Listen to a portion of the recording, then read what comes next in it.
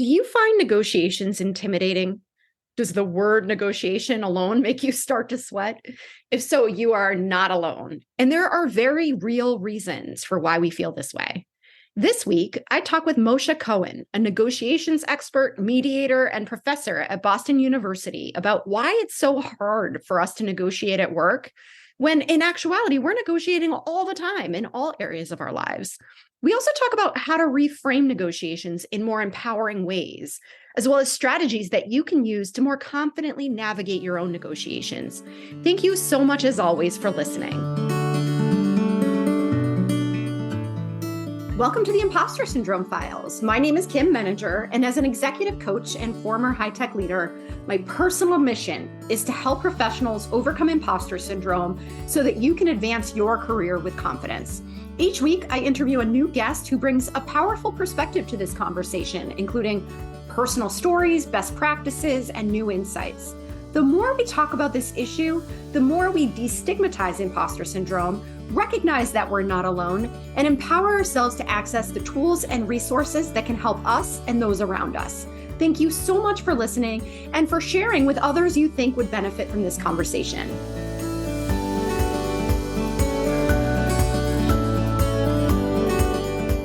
Welcome, Moshe. You and I have been talking before I hit record. I feel like I could just keep on going. So I'm glad we hit record so that everyone can have access to our conversation today. I'd love to invite you to introduce yourself before we jump in. So, hi, Kim. First of all, thank you so much for inviting me to the program. My name is Moshe Cohen. I teach negotiation and leadership and communication, conflict resolution, mediation, and a whole bunch of other skills that have to do with how people interact with each other. And I'm also a mediator. So I mediate disputes and I do some coaching, consulting, public speaking, and writing, all in these same areas.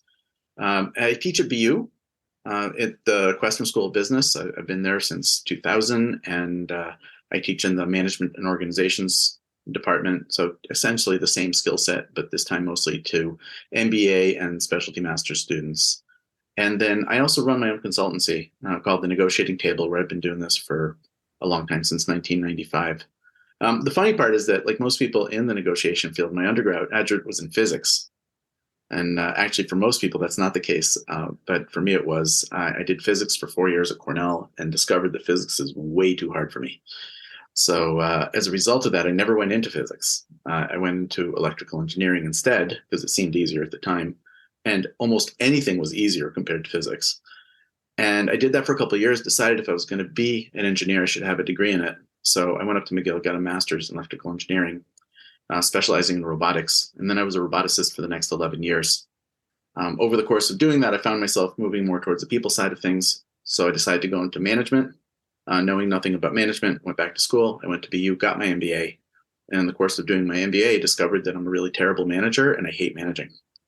So that was an eye-opening experience. But what I also discovered was that I loved my people-related classes, my organizational behavior, leadership, and especially my negotiation class. And there was a week-long segment on mediation. I got to play the mediator in a role play, and I fell in love. And as a result of that, I got some additional training, and I became a mediator back in 95.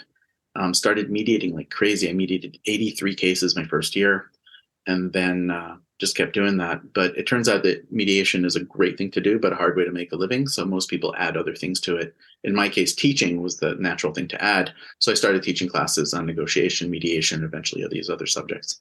And then in 2000, BU invited me back in to teach. So I've been doing both things since then. I love your story because, you don't often hear of people going from physics to becoming a negotiations expert. And I think it's great for people to hear about nonlinear career paths, because so often we tell ourselves the story that we have to have this perfect set of, roles that we hold or career paths in order to get to where we want to be. And in reality, we just don't know what we don't know. And the way you describe it is, you kind of stumbled into it, having realized you like the people side of business. And the next thing you know, you're taking classes in an area you probably never would have studied if you stayed in physics. And I got into my current career when I was 34. I didn't really get established in it until my late 30s. So, I have students who are 24 and completely tied up in knots over what they want to do with their lives. And I'm like, do something and then figure it out. Because whatever you do, you'll learn something. And either you'll keep doing it or you'll find that you want to do something else. It's a really great suggestion. It does take some of the pressure off too. I want to go to negotiation for a moment because I relate to what you started out by saying. And I think about the workplace. You talked about it as sort of the interactions between people. I think about myself as focused on what makes it hard to be human in the workplace and really kind of navigating the messy side of work. And when I think about negotiation, I think about it as having these two parts. One is sort of the practical skills of how to negotiate. And the other part is more of the human side of it, right? So I might know what I'm quote unquote supposed to do in a negotiation, but if I'm not confident, if I doubt myself, if I, get really anxious in these kinds of situations, it's going to undermine my ability to, actively perform those kinds of action steps. So I'm curious, when you think about negotiation, where do you see sort of this intersection and what feels most challenging to the people that you're teaching? So it's interesting that you ask that because my focus in the negotiation field over the last 20 years has really been around this question of how do we get people to be able to use the skills that they've acquired? Because, we spend a lot of time teaching people skills and strategies. We teach you how to prepare. We teach you how to communicate. And then you find that people go to do it and something happens that interferes with their ability to actually be effective. I've had people say to me, I want to ask my boss for a raise, but every time I approach my boss's office, I can't breathe. It turns out that it helps to breathe if you're going to negotiate. And if that's a problem for you, you need to learn how to manage that in real time so you can still be effective. So there's a few things that I think really matter there. One is the whole mental frame we have around negotiation, and even the word negotiation tends to make people a little frightened. And I think of negotiations as something we do every day. Anytime you and someone else need to make a decision and you don't start off in the same place, there's a negotiation.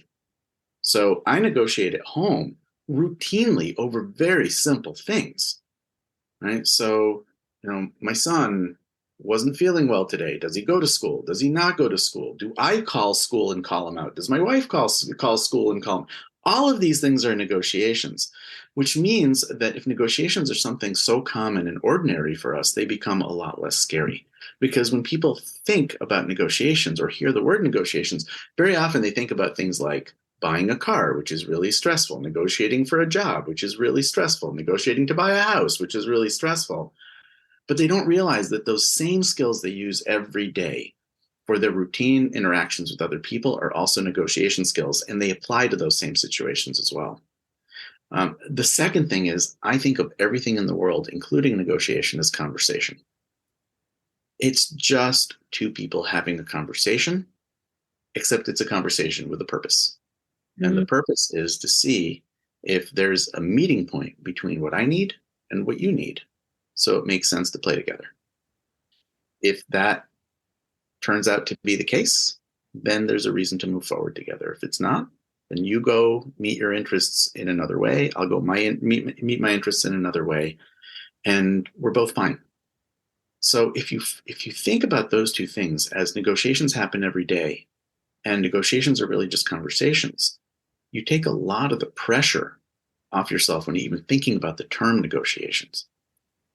Do you want me to keep going? Because I can talk about this for a while. Yeah, sure. Well, I as you're saying that, what immediately comes to mind for me is that when you make a distinction between the negotiation that we might do, let's say with a partner, like you said, around who's going to make the phone call or what are we going to have for dinner or things like that, and something like asking for a raise, one of the things that I think about is rejection, right? And the power of that fear that the person on the other end of this conversation is going to say no to me. And what is that going to do to our relationship? And I'm going to be crushed. And, I'll never bounce back from this, the stories that we tell ourselves, right? So how do we get to a place where we're able to not catastrophize when it comes to things like negotiation?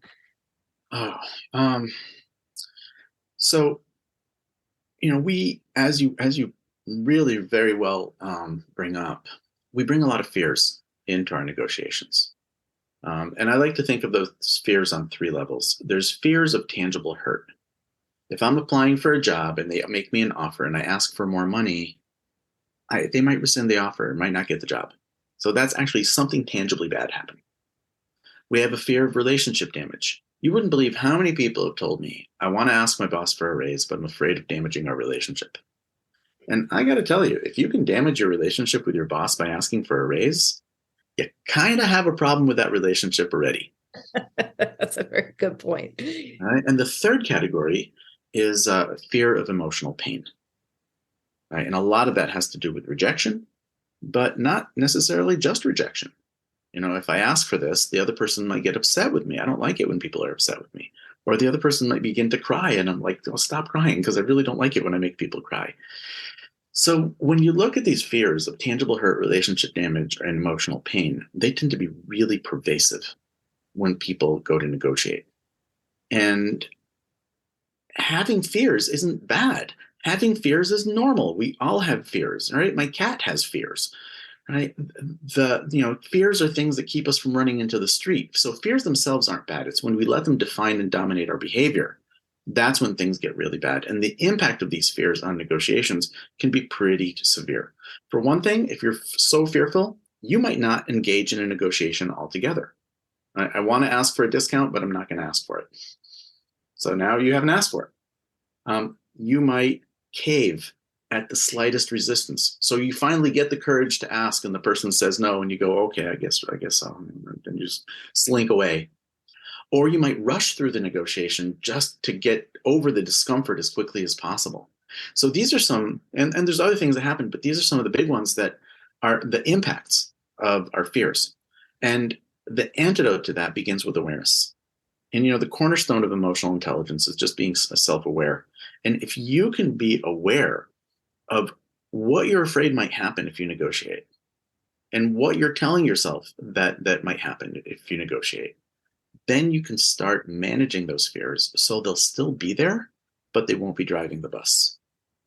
Right? I can be very scared of something, but still do it. I took a rock climbing class, and I've got quite the fear of heights. And I was scared. I was scared that I would fall and my harness would snap and all of that. But, what's the real probability of that happening, right? They built those things, so people don't die. So by being aware of the fear, I was able to manage it to the point where I could, go up and down the wall as much as I wanted to. I didn't enjoy it because I was still scared, but I was able to do it. So you might not find negotiating, for a car fun, but can you manage your fear to the point where you can do it and be effective? That's a first step. Now, it turns out that your fears are actually magnified or amplified by a number of factors. What I call stress factors. And probably the biggest one is conflict. You wouldn't believe how many people told me I don't like conflict, I hate conflict, I avoid conflict. And it turns out that we have a lot of negative associations with conflict. When I ask people to name the first word that comes to mind when I say conflict, it's things like fight, war, yelling, disagreement, argument. If you go long enough, some positive words come out. Right? Because there are actually quite a few positives that come from conflict.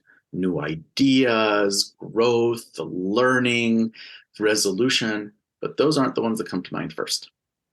And because we have so many negative associations with conflict, we associate conflict with tangible hurt, relationship damage, or emotional pain. If I'm in conflict with you, you might hit me. That's tangible hurt. If I'm in conflict with you, you might not like me anymore. That's relationship damage. If I'm in conflict with you, you might do something that makes me feel bad. Now that's emotional hurt. So conflict amplifies whatever fears we bring into the situation.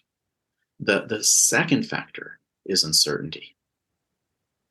I don't know if you ever wondered why almost every kid in the world is afraid of the dark. And that's because they can't see what's there. And what we can't see, we can imagine. And we imagine some pretty scary things. Right? And all negotiations are uncertain. It's a key characteristic of negotiations that you never know at the outset what's going to happen. You never know what personality you're going to be up against. You never know what kind of tricks the other person is going to pull out of their sleeve. And that uncertainty, again, amplifies whatever fears you bring into the situation. And the third stress factor that I talk about frequently is power perception. If you perceive yourself to be at a lower power position to the other person, for example, you're negotiating with a client. Clients have more power than we do because they pay our bills, or we negotiate with a boss, or I run a company of one person. I negotiate with very huge multinationals, right? So there's this power perception. Then you feel like the other party is in a position to actually inflict tangible hurt, relationship damage, or emotional pain on you. And because they amplify our fears so much, when we encounter situations that involve either conflict or uncertainty or power imbalance, perceived or real, then our fears get worse. And the last thing I want to say about this, and then feel free to interrupt me at any time with questions, is that a lot of our thinking about our fears and our stress factors emanates from the narratives that we tell ourselves. You see, we're always telling ourselves stuff. Now, in my book, I have a whole chapter on it. It's called What's Your Story? Right? Because we're telling ourselves stuff about ourselves. We're telling ourselves stuff about the other party. And we're telling ourselves stuff about the situation. So if I'm negotiating with you and I'm like, oh, Kim's such a skilled, accomplished negotiator, I don't stand a chance. I just made that self-fulfilling. I may avoid negotiating with you altogether because I'm scared of you. Or if I say, well, I'm really desperate because I have to get this job. Well, now I'm afraid to negotiate. Or if I talk about the situation, right, I'm trying to buy a house, but it's a seller's market. So as a buyer, I shouldn't even try. So the things that we tell ourselves have a profound impact on what we do, how we feel, and how we interact with other people. And if we can gain control of our narratives, if we can understand what they are and manage them, we can transform from being the victims of our own stories to being the authors of our stories, because those narratives exist entirely in our own minds. And therefore, at least in theory, it should be possible for us to rewrite them. Mm-hmm. And I say in theory because it's not easy to do that. Right? We have narratives that are pretty well ingrained there, but it's not impossible to rewrite them. And what you want to do is, first of all, be aware of what your narrative is. When I coach people in negotiations, one of the questions I ask them most frequently is, okay, stop. What are you telling yourself right now? And it's amazing because once people articulate it, very often they're not that excited about what they're telling themselves. And they realize it's not necessarily true, because then you look at the impact of the story. And then you look at the data. What do you actually know? And it turns out a lot of our stories we kind of make up. And given that we make them up, we can make up different ones. I can be negotiating with that multinational and say to myself, yeah, I'm a company of one and they're a company of 30,000 people. But the reason they're talking to me is because they need something. And if I can figure out what that is, maybe there's a deal to be done. And now I have some power. But it's that framing in your mind of rewriting the story that lets you manage your fears and starts to address the stress factors in the situation. Gosh, I love what you're saying, because you're making me think about so many things right now. I think about how so much of what you said applies to negotiations, but it also applies more generally to how we interact with one another in the workplace, which, if we kind of come back to where you started, could be a function of the fact that we're kind of always negotiating with each other at work, right? And maybe we're not identifying it that way because I'm not asking for a raise, but when we are in the workplace, we really are negotiating with you. I'm trying to get you to prioritize my needs when you have other people to support. I want you to embrace my idea over someone else's. And so there's little mini negotiations happening everywhere. But all of these fears and stress factors that you're talking about really, I think, reinforce why it's so difficult for us to do this. And I often joke that we should all have to go through therapy before we go into the workplace, because we're triggering each other all over the place and we don't realize it. And so much of why we struggle with this in the workplace is because we didn't necessarily have great role models for, when you talk about conflict, I think about that one in particular. If so many of us are afraid of conflict, it's because that's what we grew up experiencing. If that's the first word that comes to mind when we think of conflict, obviously that's been our lived experience. We don't have great role models for healthy conflict. And so I think about this journey that we're on, and some of us embrace this idea of self-awareness more easily or freely than other people. And so even if we're trying to do our best to get to a better place, we still have to work with other people who are maybe further behind us on the journey. So one of the things that I think about too, and I'll let you respond in a moment to anything that is coming up for you, but this idea that because of these deep-rooted psychological sort of experiences that we've had, the narratives that we have, as you said, are guiding us in very implicit and explicit ways. We have this tendency to go into this self-preservation mode whenever we're in these kinds of situations. And the focus is so much on these fears that you talked about, like the tangible hurt, relationship damage, or emotional pain. But at the time that we are prioritizing protecting ourselves from those, we are not acknowledging the cost of what we might be giving up by not engaging in the negotiation in the first place, or by not engaging as confidently or as powerfully. So I want to stop there and just see what your response is to anything that I'm saying. So I had two thoughts. One of the things that I think you talk a lot about is imposter syndrome. Mm-hmm. And what is imposter syndrome if not a narrative we have about ourselves? Right? Mm-hmm. It's me telling myself, well, I'm really not good enough, and I've managed to somehow pull the wool over other people's eyes so far, and they haven't figured that out. But if they ever do, and I'm found out, bad things will happen. If they find out I'm not as good as I am, maybe I'll get fired. That's tangible hurt. If they find out who I really am, they might not like me anymore, right? Or they'll reject me, and then I'll feel very hurt. So when you think about it, even imposter syndrome comes down to tangible hurt, relationship damage, and emotional pain, and it's really fed by a narrative we tell ourselves. Now, we tell ourselves our narratives over and over and over again, and we need to break that. And the way to break that is to, first of all, be aware of what we're telling ourselves, and then try to make conscious decisions not to do that anymore. I was coaching a student who was telling himself a very negative narrative about his colleagues. And I stopped him and I said, stop that. And it's not about them. It's about you. You telling yourself that over and over again is creating a bad mindset for you and putting yourself in a bad position. And you got to stop that. So we tend to tell ourselves things over and over again, and that really cements the narratives. And, the problem is it didn't start with us. One of my favorite things I ever wrote, in chapter 6 of my book, there's a section called On the Origin of Stories. And it starts with the phrase, in the beginning, long before you were born, there was already a story about you.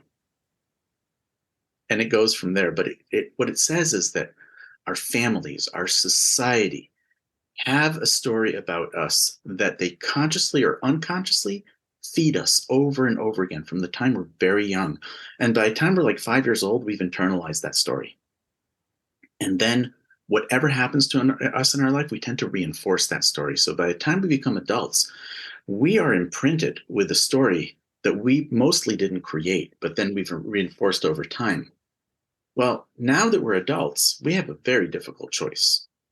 Do we keep that story that other people gave us about us?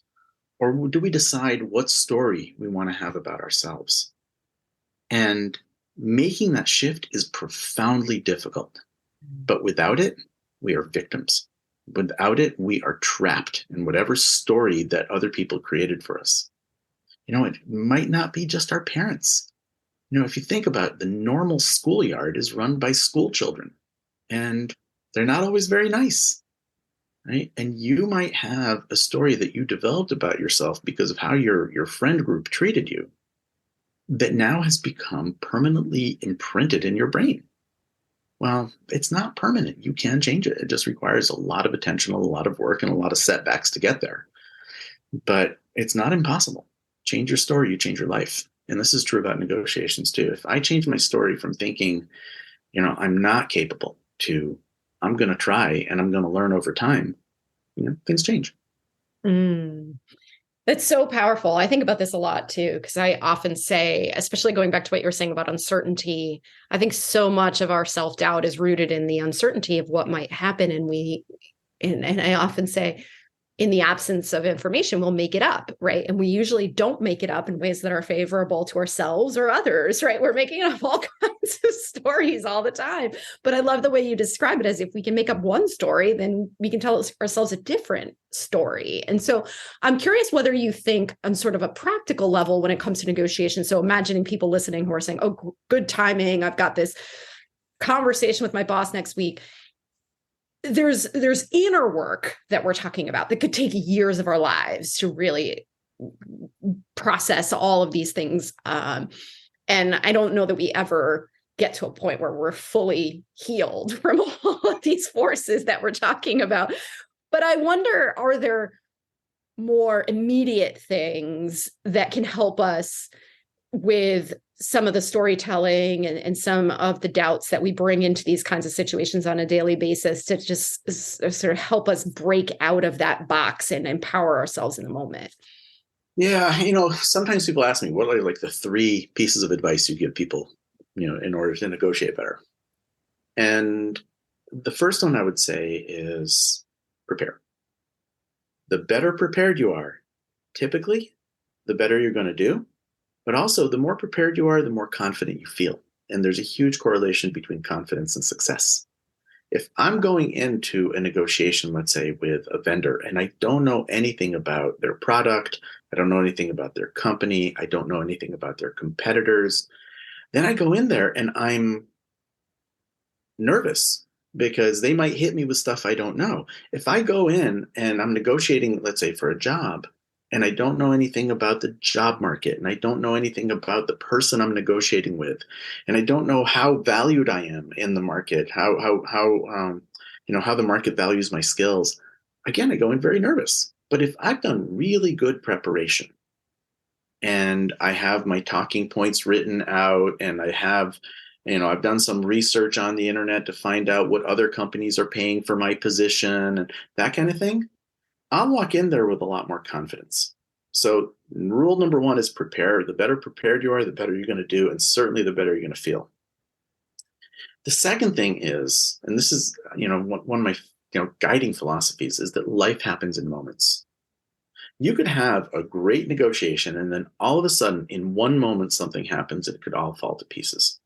So learning to manage the moments is critical. And there's a tool I developed called the emotional response curve. But the idea there is that anything that happens to you, anything anybody says, anything anybody does, any situation you walk into impacts you first on the emotional level. And emotions hit you very, very hard and very fast. And then they start subsiding. Meanwhile, your cognitive brain is slowly ramping up, and it will eventually figure out how to solve the problem. But it's slower than your emotional brain. So you need to learn how to catch yourself and slow down time so you can respond rather than react to situations. You just need to let your neocortex catch up to your amygdala, basically. Mm-hmm. So the emotional response curve has 3 major implications. One is that different people have different triggers that send them into emotional overload. The better you understand your triggers, the less triggering you are. So, for example, if one of my triggers is authority figures and I have to go talk to my boss, well, I get to have a lot of self-talk before that on managing that fear of authority figures before I go talk to my boss. Because guess what? There's no way I can talk to my boss without my boss being an authority figure. All right? So, but coming into it, having thought of that, chances are it's not going to trigger me as much. Other typical triggers involve things like time pressure, certain personalities or behaviors, subject matter. If I feel like I don't know what I'm talking about, or if the other person starts asking me questions I don't know how to answer, very often that's very triggering.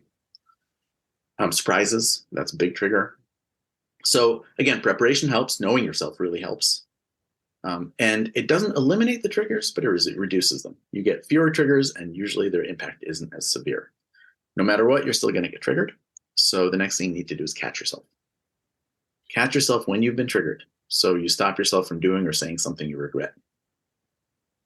Fortunately, your body gives you some clues that you're in emotional overload. Your heart rate goes up, your breathing changes, your muscles tense. Some people tremble, some people feel hot, some people actually feel cold, some people feel it in their tummies.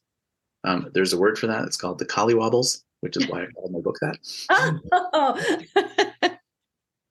And some people, it's cognitive, not physical. Some people shut down. They get into brain freeze. They just can't think. They can't speak. Other people go the other way and get into nervous talking and start babbling. You need to know what happens to you under stress, because the moment it happens, you need to catch yourself very quickly and stop and then slow down time. So you don't do or say anything of significance until your rational brain has caught up again. To slow down time, you can do things like stay silent. You can breathe. You can ask for a break, right? Just saying things like, thanks, let me get back to you. That's a time for you to regroup. You can acknowledge what the other person said and ask them questions to turn the floor back to them, so you don't have to speak while they're talking. I always take notes when I negotiate, and one of the reasons is I can't write as fast as I talk, so writing things down slows me down. Everybody has their own triggers, their own stress symptoms, and their own techniques that help them to get back to a better emotional place. But being thoughtful about those things, developing an awareness of what are your triggers, what happens to you when you get triggered, and what works for you to get back to even kill when you've been triggered, is immensely important in learning to manage the moments. I'm a very emotionally volatile person. I get upset, I get overwhelmed, I get angry, I get excited. And I've made tons of mistakes negotiating because I got reactive in that moment.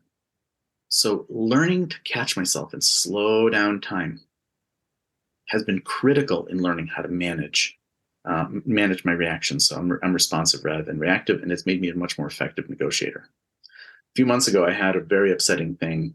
Someone used my intellectual property without asking me, and then didn't credit me. And I was very upset about that. And I was shaking mad. And it takes a lot. I'm pretty even keel, so it takes a lot to get me that mad. My daughter was visiting at the time. She said, "What are you going to do?" And I said, "Nothing for the next 2 hours." Because I just needed to give myself time to calm down, because I wanted to respond strategically rather than just react. So the second thing is, first one's prepare. Second one is learn to manage the moments. And the third is listen. No skill is more important for a negotiator than listening. If someone says to you, like, let's say you ask your boss for a promotion and your boss says, "I don't think you're ready yet." First, you have to manage that emotional spike of whatever happens to you, right? You want to cry, or you want to yell, or you all of a sudden feel bad about yourself, or you feel bad about your boss. You need to manage that moment. So slow down time. But then the next thing you want to do is acknowledge what the person has said and see if you can get yourself to a point where you can be curious about what they said rather than judgmental. And you say to your boss, "So, I'm confused because I thought I was ready. It sounds like you think I'm not ready. Tell me more about that." And you get the other person to talk, and whatever they say, you listen really carefully and then reflect back to them. And then you ask them more open-ended questions. And in that process, you find out really important information that will allow you to negotiate more effectively. You calm yourself down. You make them feel listened to and valued, which puts them in a different mindset to work with you. And you can completely gain control of that negotiation and transform your outcome. So it's preparation, managing the moments, and listening are the three keys to succeeding as a negotiator. There's other things, but those are the three really big ones. And I just keep coming back to how these are helpful in any situation. I mean, obviously negotiations are a big source of stress for us, and these steps make perfect sense in those moments. But I think we could broaden the applicability so much, because I think about it in the context of, like we were talking about, imposter syndrome, and just how so much of it is that we become hijacked by these emotional responses. And if we don't know what's happening and we don't give ourselves the chance to slow down time, we're showing up in ways that we're not proud of. And it becomes this self-reinforcing narrative of, "Oh, see, I knew I wasn't ready for this," or "I knew everyone was smarter than I was." And so I think just the ability to practice these steps in so many different aspects of our lives will be helpful. And let's pretend that your boss put you on a project and it's your first prominent role in this project. And then sometime later in a project meeting, your boss asks you hard questions, and now you feel like you're not doing a great job, right? That really just feeds into people's imposter syndrome. And your first reaction is, and oh no. And you might be tempted to tell your boss, well, maybe I wasn't the right person for this. Or worse yet, you might be tempted to tell yourself that. And that's normal. But you need to slow down and let that moment pass. Because, just like waves in the ocean, they come, but then they recede. That emotional wave will come. It'll be overwhelming. You'll want to cry and run out of the room and quit your job on the spot. But if you just sit it out, it will get better. You will get to a better place emotionally. And then see if you can engage your boss and say,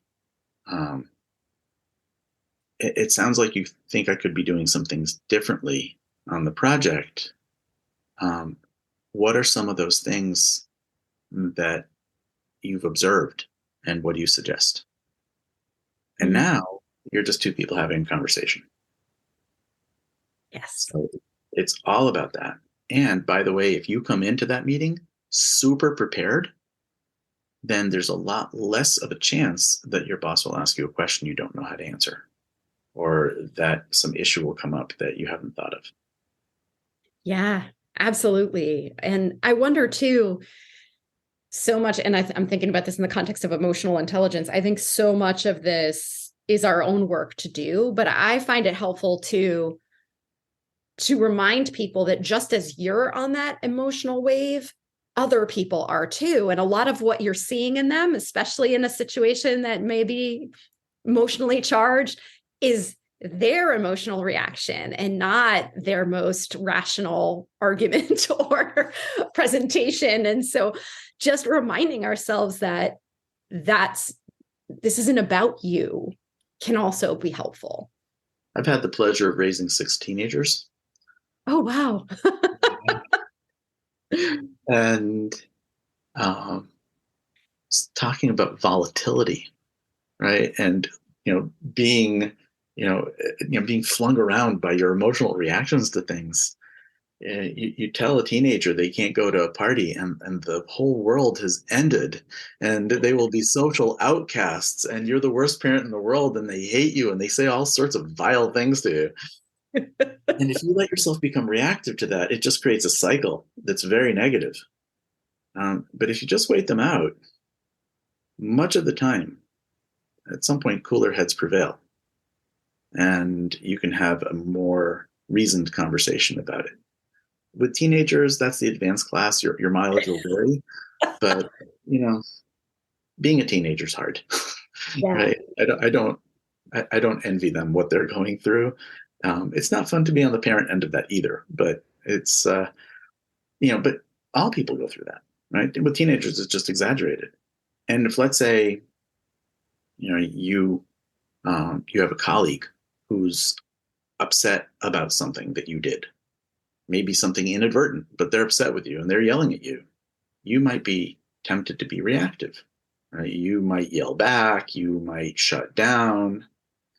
But if you could just wait them out and then maybe ask them some questions and treat them, but also yourself, with some respect, then the conversation will shift. With most people. Much. Sometimes not. Yeah. And I think that's a really good way to think about it too, is to know that this is a temporary moment and to not feel obligated to continue down a path that isn't working for either one of you. I think showing that curiosity is really important, but if it feels like it's so emotionally charged that we can't even get to a reasonable place right now, take a break.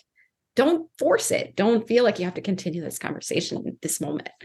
Yeah. I mean, the other thing that to think about is that none of this is deterministic. I wish I could tell you, okay, here's the formula, do things 1, 2, and 3 in this order and everything will be great. It's not. You're dealing with humans, and sometimes you do something and it works brilliantly. You do it the same way the next day with the same person, and it completely falls on its face. So I really believe that life is statistical, and that all we get to do is move the odds in our favor or against us.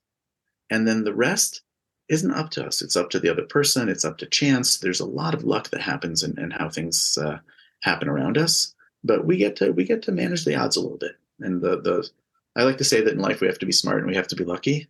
And the less smart we are, the luckier we need to be. So, I like that. So if we try to make good choices, we improve the odds. But if we occasionally do the right thing and the wrong thing happens, we shouldn't draw the conclusion that it was the wrong thing to do. Right? We should examine it, but it might have been the right thing to do. It just didn't work. Yeah, that's a really important point as well.